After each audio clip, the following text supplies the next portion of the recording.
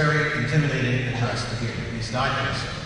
For me, a middle-aged Jesuit priest who works at a university across the state, to say something relevant to you, a group of high school seniors on your graduation day. The only thing that connects us really is that we happen to have attended the same school at different times. So as part of my preparation, I decided to do some research, as any self-respecting Bishop Canevin graduate would do, and I looked first to the Billboard Top 100 list to see what the kids are listening to.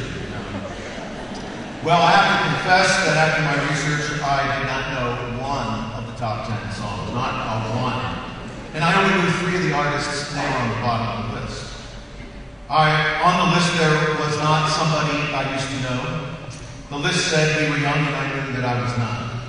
The list suggested that maybe you guys are wild ones or starships, whatever that may mean. The list did ask, or was it really a statement, what makes you beautiful, and I had no answer to that. The rest of the list sort of blurred into a strange self-conversation with, for me, glad you came, call me, maybe, on the payphone, because rumor has it, you are a part of me. There ended my research. I felt like the divide was too deep to cross and that the vast amount of information that I would need to know to understand this generation of high school graduates was just too great. And after I got it all, maybe to some extent it wouldn't have been enough because I'm sure you're a diverse group of people, each unique in your own way. I am who I am, and you are who you are, and what unites us or what ties us together may be a good question. And I think it's a question you can answer. Maybe I can find the answer to this question in the strange mix of those last few song titles on the top 10 list. Maybe there's some message there for me to hear. Call me, maybe, because rumor has it, you are a part of me. Let this be my theme for this address, and let's see where it will take us. You see, the one thing that's for sure is that you and I have the same challenge. We need to take on a barrage of information that this world will throw at us, and in the mix of it all, we need to weed out what may or may not be helpful, or more importantly, what may be truthful, what may be right and just. And you and I still need to find out the right information on what we ought to then do, how we ought to act, but maybe more importantly, who we ought to be, who we choose to be by our actions that we live each day. They determine many things for ourselves, for our loved ones, and by extension, for our world. Because by the actions of the parts, the whole is made. So you sit here today, though, as high school graduates with some pretty good basic knowledge about many things. That's what a high school graduation ought to acclaim and celebrate. And you attended a good school, so I know you have a good baseline of knowledge and a good range of experiences. What information, though, will you rely on most? What will be the classic baseline of knowledge that allows you to take on the most complicated parts of your life? For the world will encounter many experiences for you. What will hold for the future, and what information do you need? Well, I'm here with 50 years of Bishop Canevin graduates who may have some suggestions about this, because the rumor has it that maybe, just maybe, we are a part of each other more than we know. And we have something to share with one another across those generations, something that may be helpful. In that top 10 list of songs, it's not simply ironic that about half the songs are about superficial hookup relationships, and the other half of the songs are about real pain of relationships gone bad, very bad. There's a connection. One may be the cause of another. There's a lesson for life. Here's one piece that I think I gained from that. Don't get your sense of self from something external. No party scene, no club you can join, no affiliation with this or that is going to give you a deep, healthy sense of yourself. And until you have a good sense of yourself, you will not be able to know the you that you bring into any relationship, romantic or other. If anything, our pop stars have taught us by their lives and their songs that superficial relationships and superficial values lead you to just that, an empty, superficial tragedies. Don't be that guy. Don't be that girl. Some years ago, when I was working as a college campus minister in Boston for several colleges in that city, I had a student ask me to be his spiritual director, so we would meet every couple of weeks to talk about his life. And one day he was going on and on about how he was really trying to discern if he and his girlfriend should have an RDC. He thought maybe this was the point in the relationship where they should have an RDC. Now, I was trying to be hip and with it, so I didn't ask what an RDC was. I was trying to fake it for a while until I realized maybe it's something illegal or dangerous. So I better find out what he's talking about. So I said, well, what's an RDC? He said, oh, Father, that's a relationship defined in conversation. And in all my relationships, you try to avoid those as long as you can. But then there comes a point where you have to kind of say, where are we in this relationship? Are you here? Or am I here? Or here? Or here? Or here? Where are we? And of course, once you put that conversation on the table, you then know the truth. And once you know the truth, then you know where that relationship may be going. It may be make it or break it. It's not an easy conversation to have, but yet it's something that we need to have all the time. Having an RDC is hard, and it's even more important, I think, as you get older. Because all of a sudden you find out there's a lot of relationship-defining conversations you need to have in your life that are not just about more romantic relationships, but about work and family and friends and school. And all of these moments need to be defined. Where are you? What's important? What do you value? I started looking around for some more advice in my research. I did find a great book, The Freshman's Survival Guide, a great called Soulful Advice for Studying, Socializing, and Everything in Between. I actually recommend this to those of you going on to college or not, because it gives some really great practical advice on how to stay balanced and how to stay grounded. But to be frank, I found my advice, at least for my relationship-defining conversations today, I found it actually from a deceased pope. Yeah, you heard me right. A pope who's been dead almost as long as Bishop Canevin has been around. And this was a great help to me. At the same time that Bishop Canevin's first class was graduating 50 years ago, the Pope at that time was the good-humored and humble and very intelligent Pope John XXIII. And he released an encyclical called Pacem in Terris, Peace on Earth, establishing universal peace and truth, justice, liberty, and Christian charity. That was the subtitle. Now, I don't know if the Canevin graduates in those early 60s appreciated it at the time, but Pope John was giving the world some very basic advice on the essentials of life, a life together in peace, a peace that was necessary to bring about a world that was far from superficial. In his encyclical, Pope John gives us fundamental values that we need to consider: truth, justice, liberty, and Christian charity. Truth.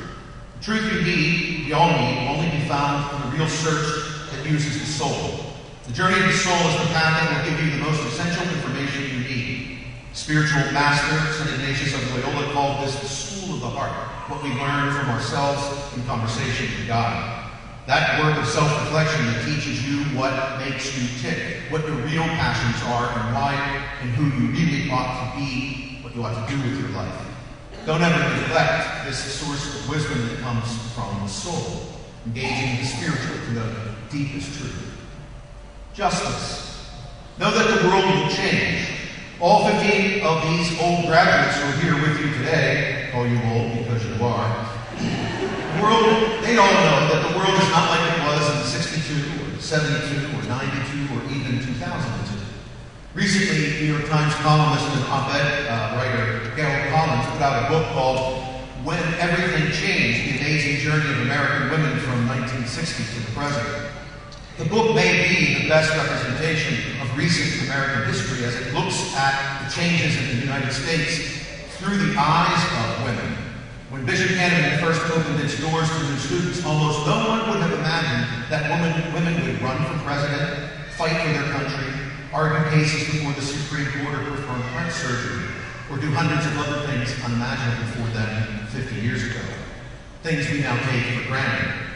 Yet we still live in a world where Pope John's message of Catholic peace building is all the more relevant.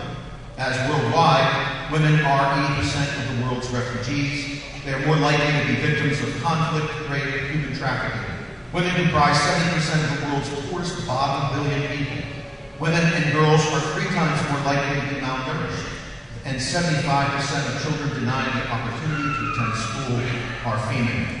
I got all this information from a friend of mine, a professor at Catholic University, a college buddy of mine, who's going off to the Vatican to give an address just on this subject on the 50th anniversary of Parchment Terrace, but looking at it from a woman's perspective.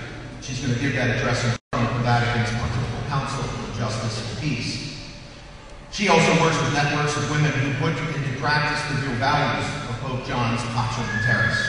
So when it comes to justice, never let the value and work that justice requires ever fall from your sight. This is lasting, not superficial. Call me, maybe. But rumor has it, justice is part of me and you. Liberty, an overused if not abused word in today's divided politics. Pope John XXIII had his own definition of liberty. He said it was when we all help to develop in others an increasing awareness of their duties, an adventurous and enterprising spirit, and a resolution to take the initiative for our own advancement in every field. Not a bad definition, actually. That old Pope had some good words. I encourage you to read them. But as we all move on from the halls of Bishop Canevin, this treasure house of strength and wisdom, as the alma mater says, we need to begin looking for our own strength and wisdom now. The own strength and wisdom to practice liberty. That includes a deeper sense of what Pope John called active solidarity. That idea that my faith and your faith are cast together into a global reality that all of us can now thrive in is all the more the case. And this is what God wants for us. A world of active solidarity where we build something together. So we need to be vigilant about liberty. Our own Bishop Zubik's pastoral letter to the Pittsburgh diocese called The Church Living has a list of all kinds of issues that are important for life. But at the end, he gives us about 10 practical things to do. And rather than getting to the sort of big issues of life, you might say, except I think these are also big, he begins with 2. One is to eradicate bigotry and hatred on every level of human interaction. His second suggestion is build a culture of life by lessening poverty and the conditions that lead to it. I think it was wise for him to start with those very basic things that you and I can practice. You and I are challenged to practice every day, especially that stuff about bigotry and hatred. You and I come into situations where we need to know what to say and how to respond. And we can do that in a way that encourages bigotry or not. So after graduation, you will experience a lot of license to do what you want, but will you be able to practice real liberty by contributing to a world that is free of the things that ensnare us and destroy us? The world needs you, it needs all of us to exercise the freedom that builds an active solidarity of peace, of love, of justice. And that's not superficial. So feel free to call me, maybe, because rumor has it, it's part of it. The last thing that the Pope mentions is Christian charity, or also called love. And I'm not going to tell you how to do that. That's something you will learn on your own experiences. But all of the graduates of Bishop Canevin, all 15 years of us, we do know what the Beatles first said when they said, all you need is love. Because love is something that we will all need to practice our whole lives to discover each day. You can listen to the advice of Adele or Katy Perry. Carly Rae Jepsen says, hey, I just met you and it's crazy, but here's my number, so call me maybe. But you know what? Love requires a lot more than a maybe. So in your exploration of how love really happens, know that it has its basis in what is called Christian charity. Better yet, know these words of Pope John XXIII in Parchment Terrace, as he says. May Christ inflame the desires of all, to break through the barriers which divide them, to strengthen the bonds of mutual love, to learn to understand one another, and to pardon those who have done them wrong. Through God's power and inspiration, may all peoples welcome each other to their hearts as sisters and brothers, and may the peace they long for ever flower and ever reign among them. These words from Pope John XXIII help me in my relationship-defining conversations, living the truth with justice and in liberty. And all of this happening out of charitable love. We can live more than superficial lives. We can say to each other, call me, not just maybe, but for real. Call me as a sister or brother, because something better than a rumor tells me that you are a part of me, I am a part of you. And together we can all create a world that makes the next 50 years all that it can be, all that God wants it to be for us.